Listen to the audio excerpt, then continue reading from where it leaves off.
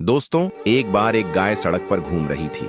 अचानक एक तेज कार आई और गाय को जोर से टक्कर मार दी, जिससे गाय का पैर टूट गया। गाय दर्द से कराह रही थी। तभी एक भला आदमी वहां आया। उसने देखा और तुरंत एम्बुलेंस को फोन किया। कुछ ही देर में एम्बुलेंस आ गई और डॉक्टर ने गाय का इलाज शुरू किया। धीरे धीरे गाय की तबीयत ठीक होने लगी। कुछ दिनों बाद गाय पूरी तरह से ठीक हो गई और फिर से खेतों में चरने लगी। ये क्या? आपने इन डॉक्टरों के लिए एक लाइक नहीं किया?